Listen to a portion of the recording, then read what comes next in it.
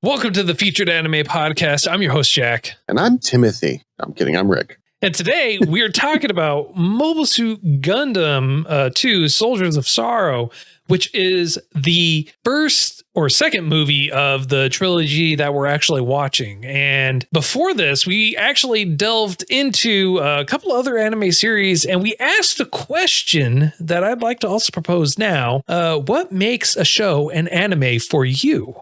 Be happy to hear your feedback on that.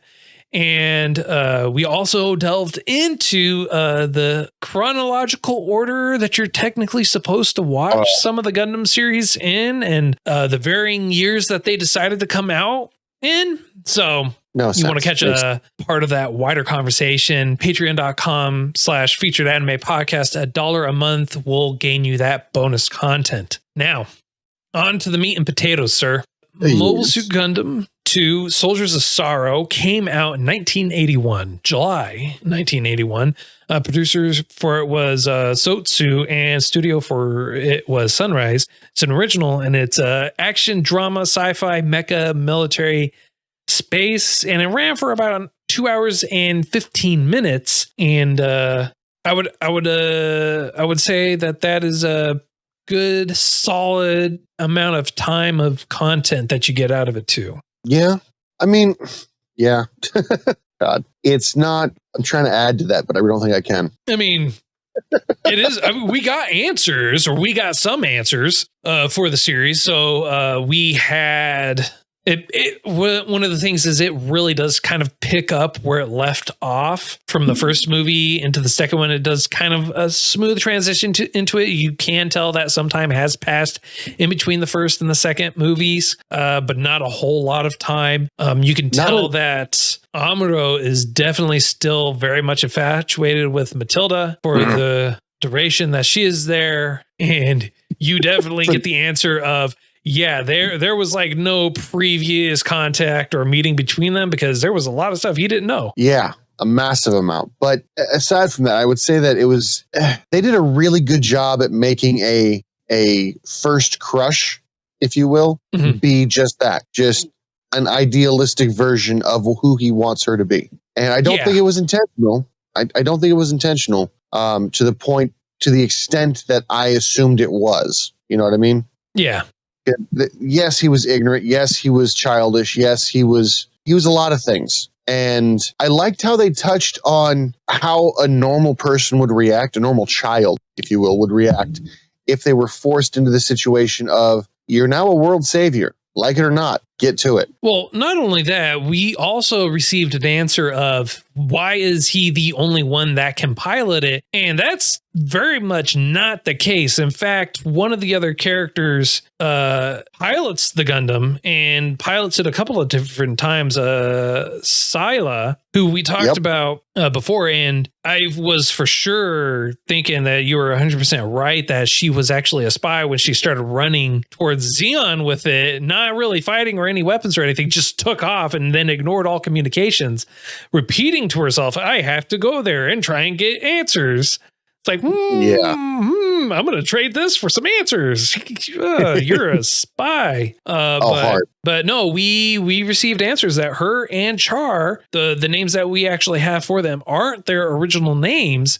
And they did, or they were, or are rather, brother and sister. And again, I still suspect spies. Like, if I gotta be honest, like I feel like either they're supposed to be non-combatants that were forced into a bad situation, and they're like, all right, who's the worst of the worst? I'm going to go here because it's safer. You're going to go there because you're more maniacal. Well, actually, no. We know that Char wasn't sent in as a spy. He just disappeared and ran away, and we still don't know the reasons why. No, I get that, but the way that he deceives, the way that he manipulates his own side, it's almost like he's like, hey, I got some lions over here. Hey, sheep, you should totally attack this one not lion, right? And then the entire basically armada gets murked. How many people have died because of his, hey, you should go over there and do that? True, but and that's in reference to the first movie. So like, and that's where we really kind of get left off from the first movie. And in the second movie, he's kind of been recruited and is given basically the same responsibilities or position that he was before. And I think it has more so to do because even the Zeon's royal family, who Char ended up betraying one of, Zabi, I think, Garma, yeah.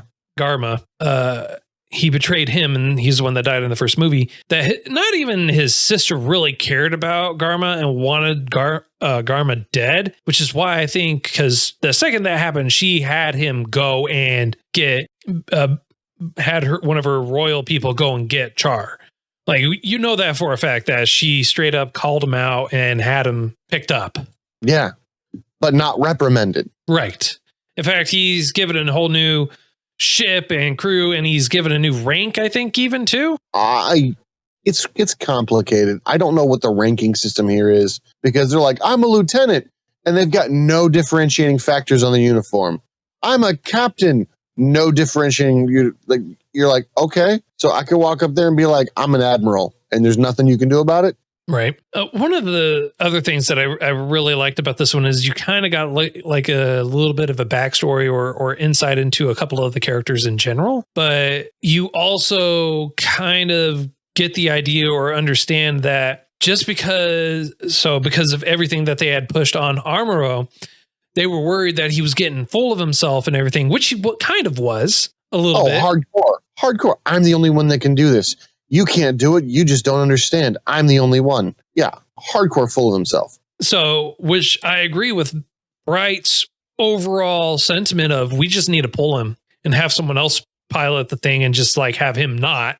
Yeah. And to kind of put him in his place. And I'm glad that they really did that, because it proved the point that he was getting full of himself. And not only that, it also showed that he was kind of hypocritical when it came to some things or a lot of things. But the hypocrisy, I would say, is more so because he's still a child, still a teenager, and he truly doesn't understand the decisions or the consequences of the actions or everything that go along with it. So he kind of operates under the assumption that he can basically do whatever he wants and get away with it without any repercussion, and then expect people, when he does do something wrong, to still give him the time of day to listen to him 100%. Now, have you heard of the term Mary Sue? I have. Do you know what that's in reference to? I do not. All right. So this is going to go a little sidetracky a little bit.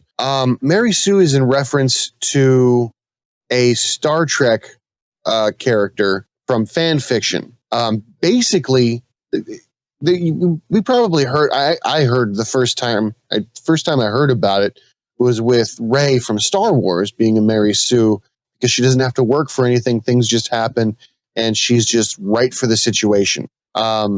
And I did a little bit of research in it. In 1973, there was a fan fiction for Star Trek, ironically enough, about a teammate called Mary Sue, who was only 15 and a half years old, but was smarter than Spock, more brave than Captain Kirk, had the answer for everything, and just, it was a deus ex machina to the umpteenth degree, right? Yeah. So basically, overpowered. Well, she's perfect, almost to a boring point where she has like no actual flaws whatsoever. Exactly. Yes. Basically, an idealization of a particular individual. And I think I know where you're going with this. Is that we're saying that Amuro is a Mary Sue, but I disagree, sir. I disagree. No. See, I'm actually going the not opposite only way. Mary Sue. Not only is he perfect beyond all belief, but he is godly. All right. So what I wanted to say was, the Mary Sue term came out in 1973. This came out 81, was it? 79 for the series. For the series. So yeah. Okay. So what I think happened is, when it originally came out, people are like, hey, I'm seeing some similarities.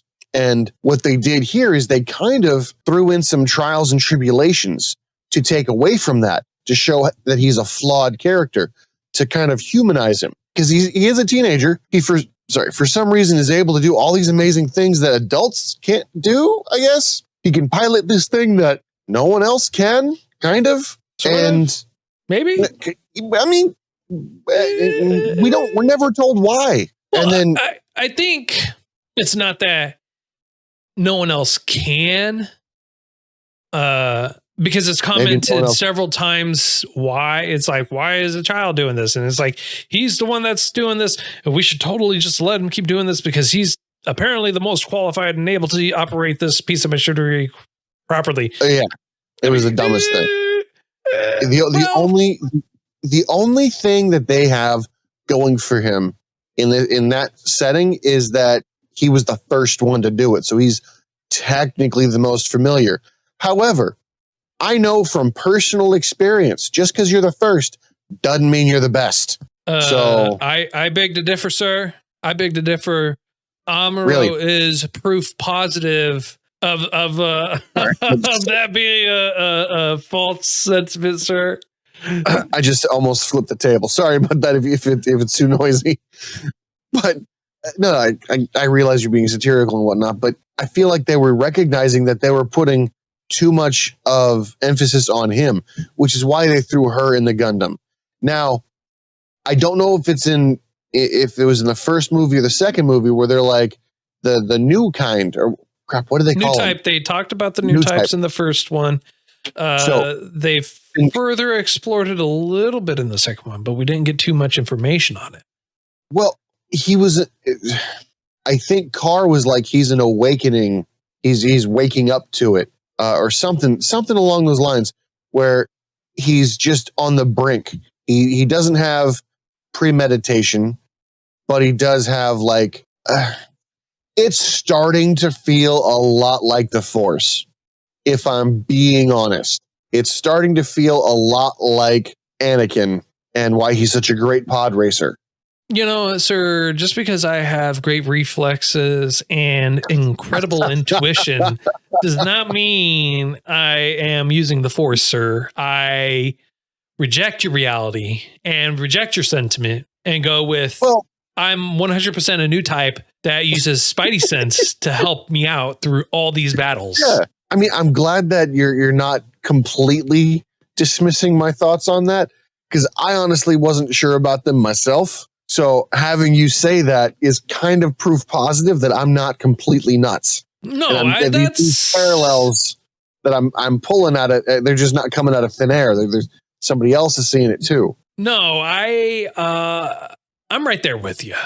It's like, this seems a little familiar, but on the plus side, this came out before the whole pod racing and Star Wars Episode 1. So, I mean, if you want to say someone took something from somewhere and applied it to their stuff, you could say Gundam was the original, right? and Char was not Char. Sorry, we'll go with Amuro is the original Anakin. Right? Oh God! I mean, he gets full of himself, full of his power. He thinks he's infallible. He takes care, he's like, hey, whatever, and just disappears, goes off, does whatever he wants. Anyways, I mean, you want to know something kind of funny? Huh? You want something really funny? So the teenage Anakin, before he turned Darth Vader, Christian Pattinson, I want to say his name was, something like that. He gets crap for being a really bad actor, like really bad. However, George Lucas was like, no, he played it exactly the way he was supposed to. We're not supposed to like Vader at this particular moment in time. When he was like, I think I love Padme, but I hate the sand. Yeah. And I was like, at first it's not that I didn't fault the guy for his acting. I faulted the writing for being bad. Well, that's what I mean. It was meant to be. Well, it was meant to be, which I don't understand at all. No, he tried. It's not that he tried making it bad. It just ended up being bad. He tried his hand at writing a romance, and it did not work out well at all. Yo, The guy is actually a decent actor. He's been in other movies. I've seen him in other things. oh yeah, totally. He's a decent actor. And whoever wrote the Star Wars animated series did a far better job writing the romance scenes than they did for the movie. Because he's like, oh, I hate sand and this and that, and blah, blah, blah. With Padme, and in the series, he's flirtatious with someone else completely. That's not Padme. And you can't help but think, damn, bro, where the hell was that game? And it's like this, right? You can't help but just go, what the hell is your problem, bro? And I feel like in episode or in the third movie, we're going to get that 360 and you're just going to go, where the hell was your A game for the second one, dude? I mean, like, Jesus. What? Why? What? The best part about hitting rock bottom is there's only one way to go. And that's a lie. I was going to say, I was thinking about that. That pause was way too long. I should have just kept talking. Yeah, no, that's a lie. I mean, like, you hit rock bottom. If you got the right tools, you can keep going down. I was going to say, you can keep digging. Oh, rock bottom ain't nothing to an excavator. So one of the things, though, is speaking of rock bottom is you kind of understand Amuro's mentality and his own personal internal struggle too at the same time. Yeah. And you kind of get that more so from his mother, and you can definitely tell where you get that from. So I was gonna bring he encounters his mother, and she's conflicted about the whole thing, and he has a gun and he's hiding because Xeon's coming in to where he is because he found out where his mother is, and so they're very upset. They're trying to figure out who landed, if anyone landed, and everything like that. And the soldier was coming over, and he shoots the soldier and kills him. And then the mother's trying to stop him. It's like, no, you can't do that, blah, blah, blah. But at the same time, it's like, if he does not stop them or stop the guy, he is dead. And they are all likely going to die too. Oh, 100%. When you talk to him, but when the situation is going on, which frustrates me beyond all common sense, because it should not affect me this much, is you've got the mom going, don't shoot, don't do that, we're peace loving, but at the same time, don't hurt my baby, please don't hurt my baby, when she's trying to cover for him. Like, what do you expect to happen? When he goes home and he finds his house, his home, ransacked by soldiers, not even enemy soldiers, just regular soldiers. Yeah. And he's like, what the hell are you doing? And then his mom, after arguably, I say arguably because I argue this point, he saved them from worse shit. Because what would happen, theoretically, if you were to find an enemy in your barracks? The entire place would get flipped upside down. Oh, yeah. Right? Exactly. He would get killed, or at the very least, detained for torture. Yeah, which to say the least. We've seen in here. We've actually seen like torture cells and stuff like that. People going to extremes in here. Now, it's that or that guy who everyone in the barracks is protecting. He's not an enemy to the barracks. He's an enemy to the controllers, the people who are in charge. He shoots and kills one of the officers, scares the other one away, rallies troops, not necessarily where you're at, but I would even go so far as to say argue to eventually liberate that area from enemy control. Yeah. And your mother goes, I'm ashamed of you. Yeah. I'm ashamed that you were kept alive. And I'm glad he also brought up asked her that question. And he goes, you're ashamed that I've literally fought for my life. Are you saying that it is better for me to have died? And she says, well, no, I don't want you to die and this and that. Then I had to do that. And she's like, but I'm ashamed that you had to do that. Well, I mean, where were you? It's like one thing or the other. And honestly, when it comes to situations like that, where you have people that are just wanting to be bad or evil is in the eye of the beholder, or depending on the side that you're on. Xeon believes that the Federation's bad. Federation believes that Xeon is bad. And I understand that. But when you're against someone who is an enemy that will kill you just for you being on the opposite side of the fence, yeah, you're either A, going to die, or B, fight for your life. And when fight or flight kicks in, guaranteed you, if you can't flight, you're going to fight. Yeah, you're right. Fight or flight is a major thing. And it's all about, it's not nature or nurture, it's survival. How bad do you want to survive more than the other guy? And I know it sounds real bad saying it like that, but in the terms of this universe, that's exactly it. It's kill or be killed, conquer or be conquered. And it was very telling because his mom is a peace-loving person who was being controlled. Like, she was in a camp that was arguably doing good, arguably safe, but only by the grace of someone in charge, someone, your enemy. It would be like if you and I go to war and your wife comes in my house to help people that have been hurt. I'm letting them live, or vice versa. You're letting them live because who knows? You're in a good mood that day. If you end up having a bad mood, nuke them all. They have no attachment to you, either as hostages because no one cares, or as just extra mouths to feed because, again, no one cares. Yep. They're just kind of there and based on the whim of the group that is there at that point in time. And yeah, it's very telling. I don't know what was going on politically at the time. I didn't look that up. But the fact that it was, oh, your dad has corrupted you. You were such a sweet boy, and now because of your time with your father, you're now a corrupted individual. And I'm like, that paints single fathers in a very poor light. And it paints abandoning mothers in almost saintly because she went to the Red Cross or something like that, I don't know. Like it struck a chord with me because growing up, I only had one parent. I loved my mom very dearly. I loved my dad too when he was around.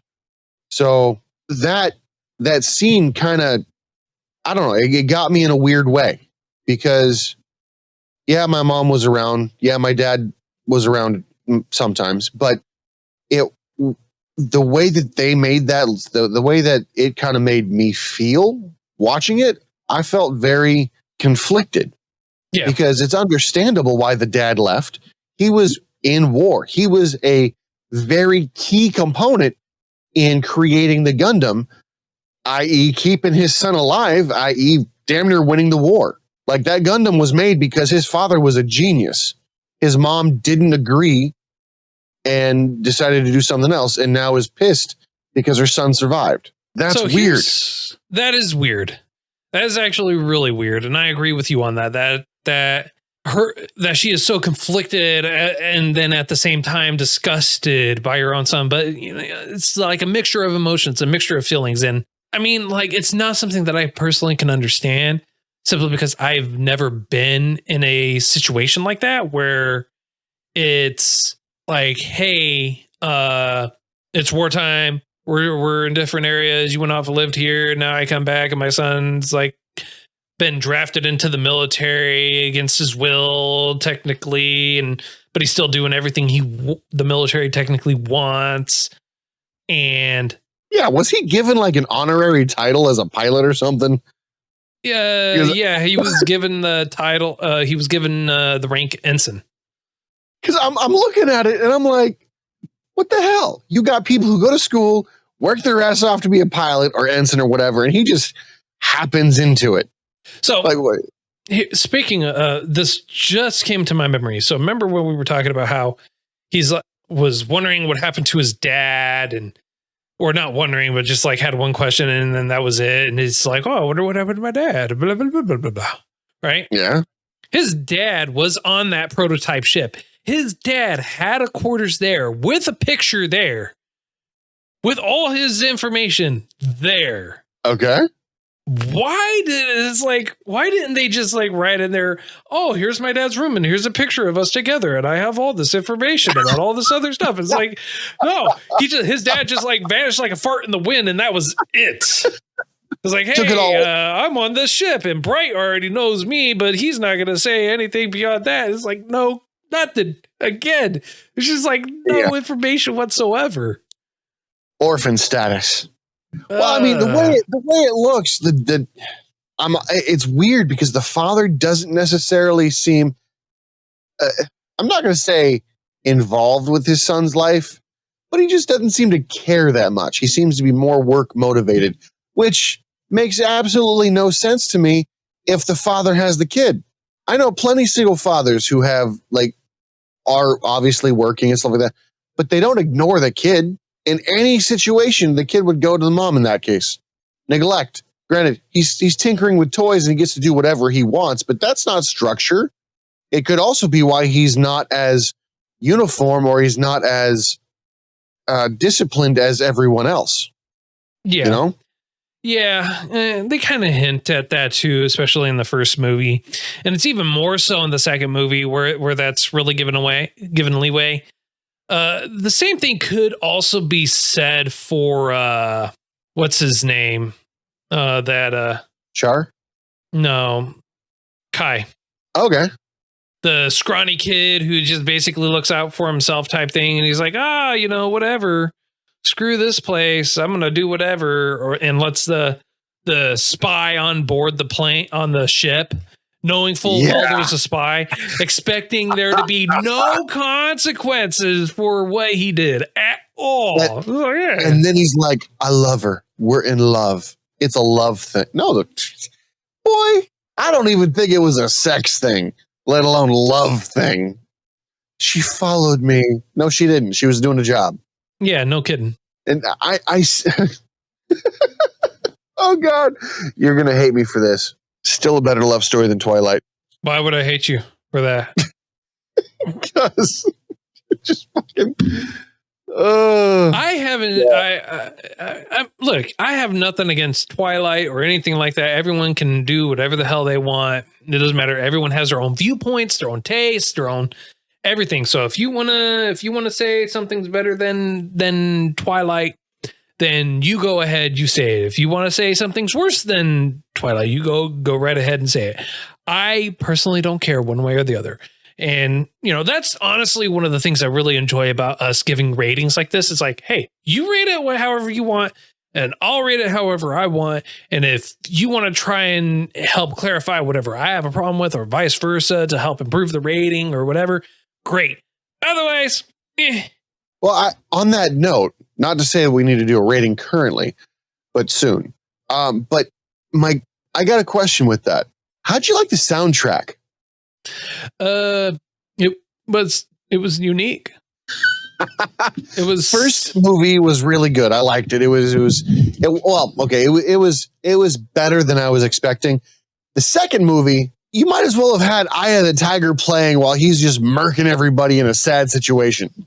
Dude, okay, look, if they had Eye of the Tiger playing, that would make this almost a 10 for the movie for me, right? Just Eye of the Tiger in general being in the movie would have been cherry. It would have been great. I would have loved it. I mean, you throw in that and then maybe some other great classics. I mean, the Final Countdown would have been great. Dude, that would have been awesome. That would have been killer in there, especially when there was a final countdown for some seriously bombs. Though. The final countdown. Ding, ding, ding. Yeah, it would have been good. It would have been amazing. It would have been perfect. However, been killer, but they didn't. And in fact, and to bring up to my point, Matilda, right? He didn't know anything about her at all. Like I had said during the first movie, it was purely infatuation by the fact that she was there, and that was it. I was like, she's older, she looks good, she's powerful. He has a thing for older, powerful women. Period, pure and simple. And then he finds out that she's actually engaged, and I was like, the love of my life, the person that I connected with on such a deep and intimate level through random small meetings, was engaged. What? No, yeah, bro. She's And loves the man she's engaged to. Ugh. yeah. So I'm starting to see a pattern. Well, I don't know if it's a pattern yet, but I'm starting to suspect things. There's not many people left, you know, and parents seem to have a really big hand in who you get married to.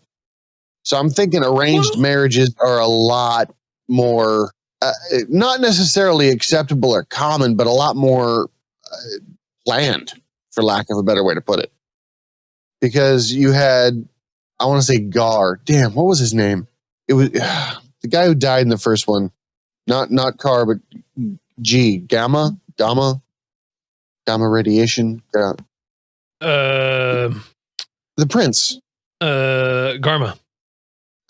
Yes. Garma. It was close. It was close to Gamma.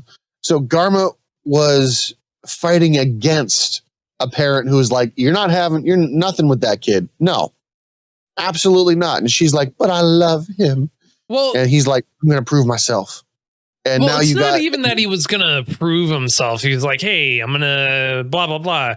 It's that the girl he was in love with had a father that did not like the Xeon army, period, in general. And you also have to kind of understand that while in our society, you can have parents that dissuade or fight against it, and the child ultimately, whether or not the child wants to, depending on the circumstances, marry that individual will, varying on the different types of degrees of control or influence or anything, barring all that. But in general, for a lot of other cultures or several other cultures, not a lot, parents will have arranged marriages, and it is actually still a common practice to this day for a lot of countries, and including in Japan, where it is still actually practiced. And I think it's even practiced a little bit here in the US, depending on the family and the structure, where you will have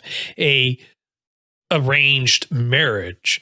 So it's not uncommon, and it's not even an older timeline or anything like that. It's like this current 2021, this still happens type of thing.